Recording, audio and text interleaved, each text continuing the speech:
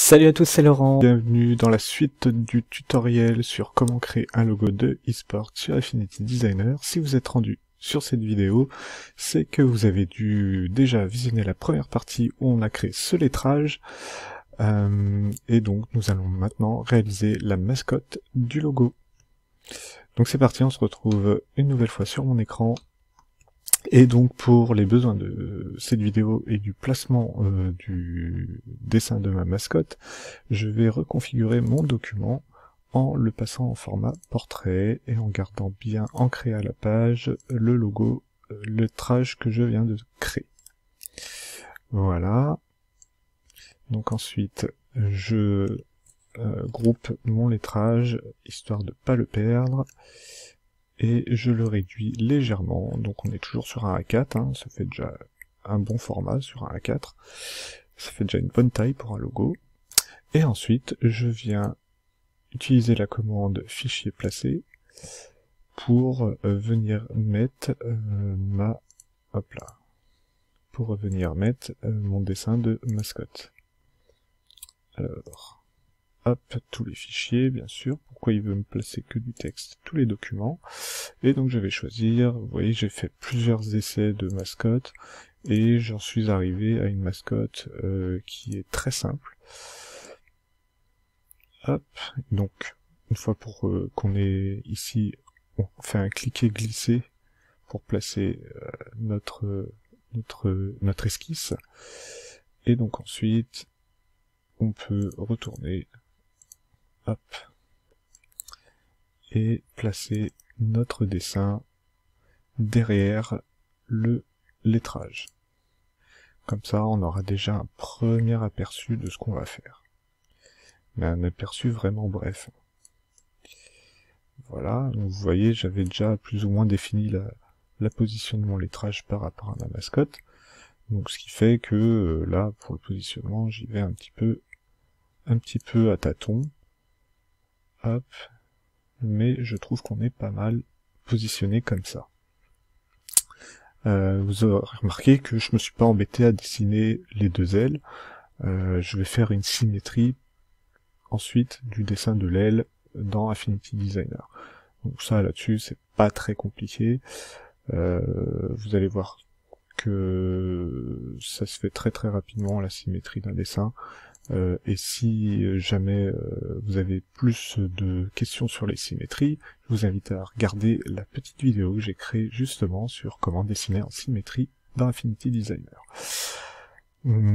Parenthèse fermée, on va quand même traiter notre fichier image premièrement en l'arcadrant grâce à l'outil de recadrage vectoriel sur lequel j'ai aussi fait une vidéo. Hop.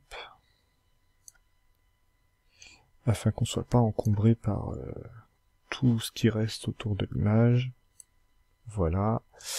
Et ensuite, on va ajuster notre image. Donc, on va lui mettre un petit réglage de niveau, afin de bien faire ressortir les niveaux du noir et hop, du blanc. Donc, vous voyez qu'à cause de la lumière, bien sûr, tout n'est pas blanc, hein, mais c'est quelque chose qui peut se corriger, vous voyez, assez rapidement en jouant sur les blancs, sur les noirs, sur les niveaux, sur les gammas. Donc ça, là-dessus, n'hésitez pas à bidouiller un peu, hein, comme dans tous les logiciels. C'est comme ça qu'on apprend, en bidouillant. Voilà, bon, voilà, ça a l'air pas mal comme réglage. Et donc on va pouvoir venir dessiner à la plume notre mascotte. Je dis à la plume. On peut aussi dessiner, si vous êtes sur tablette, avec le pinceau vectoriel ou l'outil crayon. Là, je vais utiliser la plume parce que je suis à la souris et que je trouve que c'est quand même ce qu'il y a de plus précis, à mon humble avis, pour dessiner un dessin, pour reprendre un dessin qu'on a fait à la main via une image. Voilà, donc je vais cacher mon petit lettrage. Je vais le verrouiller histoire de pas avoir de problème dessus. Et c'est parti, on va pouvoir tracer. Donc là, je vais vous montrer ce que je vais faire comme opération sur déjà un élément qui va être le bec, et ensuite je mettrai la vidéo en accéléré pour vous montrer tout le process de création, parce que là il y en a quand même pour une bonne demi-heure et j'ai pas envie que vous vous embêtiez à regarder pendant une demi-heure un gars en train de tracer des lignes sans sans que je vous apprenne rien du tout. Donc voilà, là pour ça, comment je vais procéder pour le bec. Donc vous voyez que je trace vraiment tout autour, je prends tout le contour. Voilà. Et donc ensuite, je vais lui appliquer un contour, un trait, hop, plus ou moins gros, voilà. Et je vais le mettre à l'intérieur. Donc je vais l'aligner sur l'intérieur. Et donc ici, ce que je vais faire, c'est que je vais commencer par tracer tous mes contours noirs, et dans un second temps, j'y mettrai les couleurs. Si vous avez des images d'inspiration de couleurs que vous avez chinées sur Google, hein, parce que moi j'ai fait ma petite veille avant de réaliser ce logo, j'ai quand même regardé ce qui se faisait, je vous invite à vous créer une palette de couleurs grâce au panneau échantillon qui est ici. Et en fait, vous voyez que là j'ai déjà créé une palette qui s'appelle le Griffin eSport Mascot Logo. Donc ça, c'est tout simplement le nom de mon image. Et là, je vais vous montrer comment réaliser cette palette-là. Donc, quand vous êtes sur le panneau échantillon, si vous ne l'avez pas d'affiché, comme d'habitude, affichage, studio, hop, et vous cliquez sur échantillon. Et donc là, vous pouvez créer une palette à partir d'une image que vous avez sur votre ordinateur. Donc, vous voyez, pour accéder à ce menu, vous cliquez sur le petit sandwich qu'on a ici, et ensuite, vous créez une palette grâce à une image que vous allez sélectionner. Donc ici, j'ai sélectionné cette image, qui est pas libre de droit du tout, mais je vais en extraire ses couleurs. Donc là, vous voyez que automatiquement, le logiciel nous montre qu'il a extrait 5 couleurs. Moi, j'aimerais bien en avoir plus parce que là, vous voyez, je vois qu'il y a des roses qui sont intéressants, des rouges, et là, je les retrouve pas. Comme un beige aussi, là, qui est plutôt intéressant. Et donc, je les retrouve pas, donc pour ça, je vais avoir une palette de couleurs assez importante. Je vais me mettre à 50. Et je vais cliquer sur créer. Je vais cliquer d'abord sur un aperçu. Vous voyez que là, il vous donne l'aperçu, et donc, vous pouvez avoir, ça c'est la palette que vous allez avoir. Et ensuite, vous avez juste à cliquer sur créer, et votre palette vient de se créer.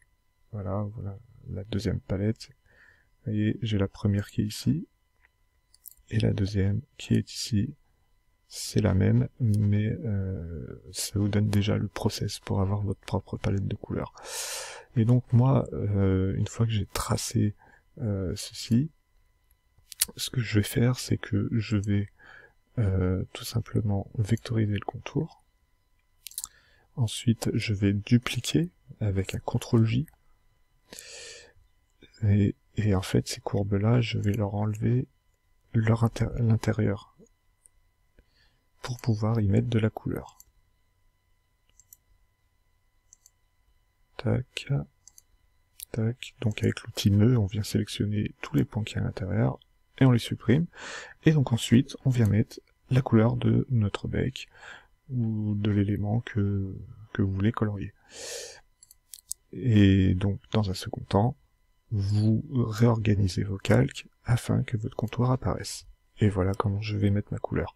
Ensuite, quand je vais avoir un effet à faire, je vais tout simplement reprendre ma plume. Et si je veux faire un effet de lumière, par exemple, eh ben, je vais essayer d'être au plus proche de la forme sur laquelle je vais appliquer l'effet. Donc là, je vais appliquer un effet de lumière, hein, un bec, pour moi, c'est brillant. Voilà, ça se ferme automatiquement. Hop, là, je le passe comme ça, et je vais mettre un effet, un blanc peut-être, ou un gris, non. Peut-être mettre du blanc pur, tiens, pourquoi pas. Oh non, on va passer sur le jaune qu'on avait pris en premier. Et en fait, directement, ce jaune-là, je vais pouvoir le glisser dans ma courbe. Et même pas, hop là, dans ma courbe. Voilà. Et donc là, vous voyez que ça me crée un effet qui est plutôt correct, et on va pouvoir s'amuser à créer plusieurs effets comme ça. Donc je stoppe la vidéo là avec les commentaires, je vous ai montré à peu près comment j'allais faire le premier élément, et donc toute la méthode de cet élément-là, je vais la dupliquer sur toute la mascotte. Ça sera comme ça qu'on va créer notre mascotte de logo. On se retrouve à la fin de cette vidéo où je vais vous expliquer 2-3 choses. En attendant, je vous souhaite un bon visionnage sur la méthode de réalisation de la mascotte.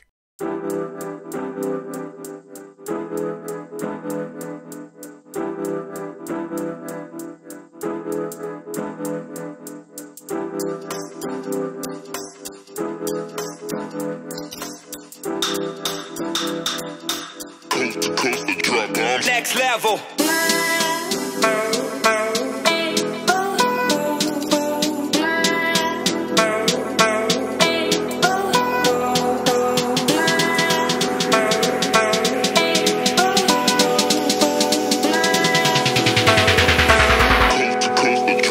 Next level.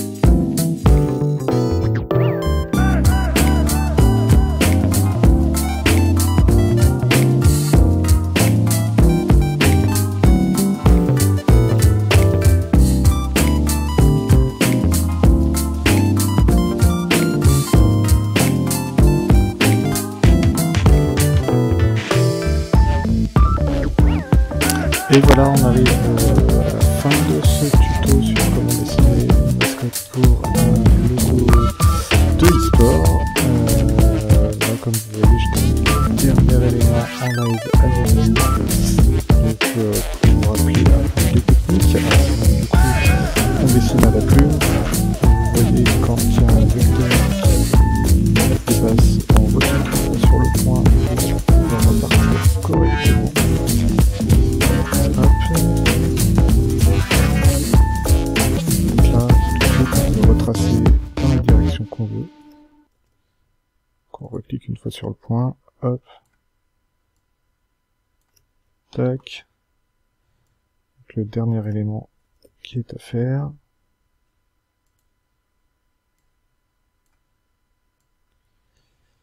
Voilà. Donc on le trace.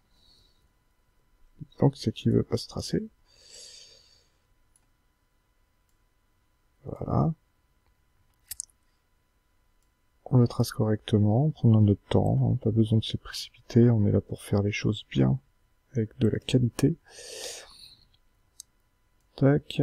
Donc vous voyez, pour mettre des vecteurs en forme, vous cliquez glisser. Tac, n'hésitez pas à prendre loin. Hop. Tac, et voilà. Là, on ferme, toujours fermé. Ensuite, on applique une couleur. Donc moi, je m'étais inspiré de Chouk, ce petit griffon. Je vois qu'il a pas de couleur dans sa finition, dans sa queue. Donc du coup, nous, on va prendre une couleur concordante avec le pelage, les ailes, je sais pas. Hop, voilà. Prendre le même orange qu'on a dans les ailes. Hop. Donc je vois que mon tracé est pas super non plus.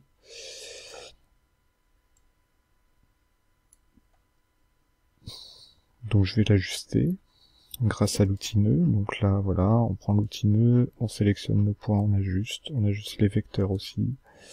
Voilà, les poignées, vous pouvez prendre très facilement les poignées vectorielles. Tac, ici on va ajuster parce que je trouve que la courbe elle est pas phénoménale. Ici pareil, on va ajuster. Tac. Voilà, très bien. Donc ensuite, on fait un CTRL-J de l'élément.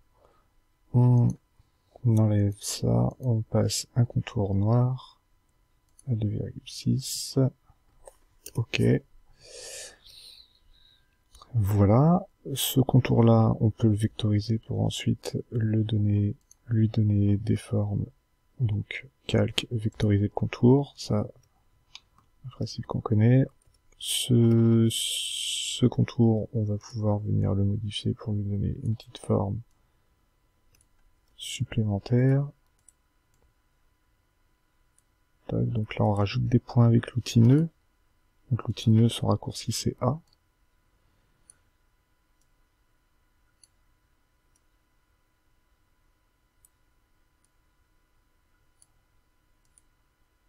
Et on ajuste, là encore, les poignées tranquillement. Voilà. Donc ensuite, on va pouvoir tracer la fin de la queue. Tac. Donc on switch sur l'outil plume avec le raccourci P du clavier. Raccourci clavier P. La lettre P, on tape sur la touche P, je veux dire. Voilà. Tac. Là on trace. Tac. Là on trace. Tac. Là on trace. Hop. On vient prendre la jolie courbe et on vient fermer notre contour correctement. Voilà. Et donc là, pareil, CTRL-J, on donne une couleur. Là, je vais donner un jaune. Hop là. Une couleur interne. Ça peut être un jaune comme ça, c'est pas mal ça. Hop. On enlève la couleur pour celui-ci. Et on bascule en dessous si on s'est trompé. Voilà. Donc là, on va pouvoir grouper ces éléments. Soit, hop, on fait ça, CTRL G.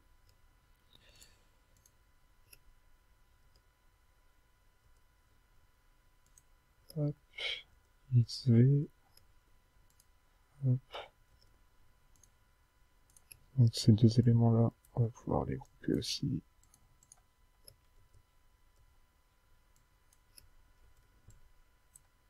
Si il veut bien me les sélectionner. Voilà, ce soir, il y a des petits caprices. CTRL V. Et on va organiser notre groupe. Tac, voilà. Donc ensuite, on va pouvoir donner des petits effets ici dans notre vecteur. Donc on n'oublie pas de vectoriser le contour. Et donc là, on va pouvoir...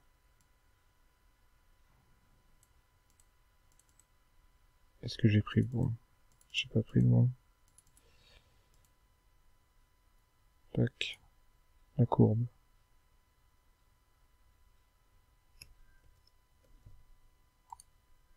La courbe, si, c'est bon, c'est la bonne.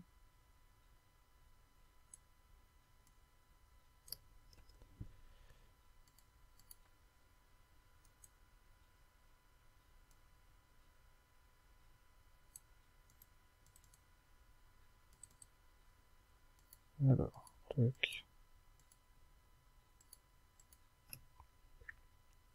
Voilà.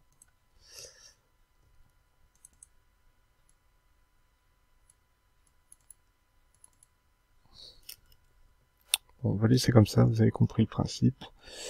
Ensuite, on va pouvoir remettre des petites couleurs. Donc les effets, comment j'ai fait pour faire les effets? Donc j'ai tracé des formes, un peu au hasard, qui suivent, alors, au hasard à l'extérieur, mais à l'intérieur, je fais en sorte de suivre au maximum la forme que j'ai réalisée précédemment. Tac. Je lui donne une couleur intérieure en contraste avec la couleur que j'ai utilisée. Donc là, ça peut être du jaune comme ça. Et ensuite, je sélectionne bien, vous voyez là, l'élément plein, l'élément qui est coloré. Et je fais CTRL-ALT-V pour coller dedans. Donc là, ça nous donne un effet de lumière. Et pour faire un effet d'ombre, hop, pareil, une fois qu'on est à l'intérieur de notre forme, on essaye de suivre un maximum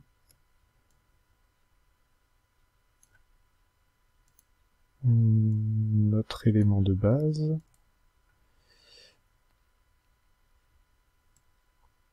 Toc. Toc. On fait en sorte que ça dépasse pas partout non plus, hein, quand même. Tac. On lui donne une couleur intérieure. Donc là, vu que c'est une ombre, on va donner du gris. On peut même reprendre le gris qu'on a ici, ou un jaune un petit peu plus foncé, hein, carrément. Ça sera peut-être même mieux. Et donc, on refait la manipulation. CTRL X, on sélectionne bien notre élément coloré, et CTRL ALT V. Et donc là, voilà, on a créé une ombre.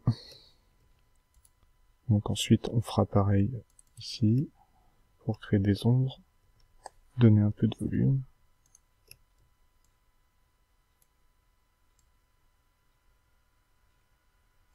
Tac.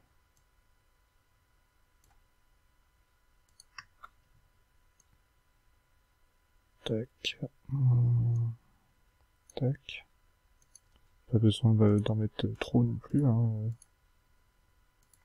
Voilà. Donc là, on va prendre un orange qui tire vers le marron. Et donc là, même manipulation, CTRL X, on sélectionne bien notre élément de couleur, hop, et CTRL Alt V pour coller dedans.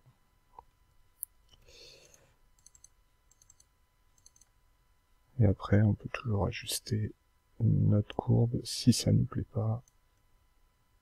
Voilà. Voilà. Donc ensuite, on peut quand même aussi grouper certains éléments, comme les mains, les ailes.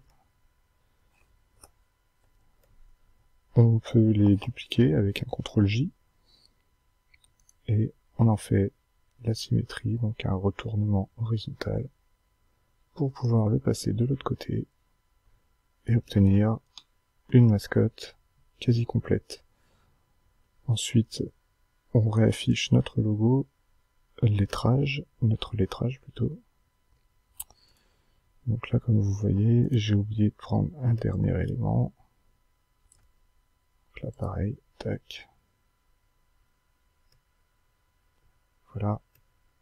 Donc là, on va pouvoir passer, réorganiser tout ça dans le prochain tutoriel. Hop. Donc là, on va pouvoir passer par exemple les mains devant, CTRL V, CTRL X, CTRL V, CTRL X, comme ça veut pas, CTRL V, voilà. Hop, et du coup, on va pouvoir donner une cohérence dans la prochaine vidéo à ce logo qui commence à prendre quand même une très belle forme. C'en est tout pour cette deuxième partie. J'espère que celle-ci vous aura plu. Si c'est le cas, mettez-moi un pouce bleu, abonnez-vous à la chaîne et entraînez-vous bien sur Affinity Designer en attendant la prochaine vidéo pour finaliser ce logo de eSport. Merci à vous, à bientôt, salut!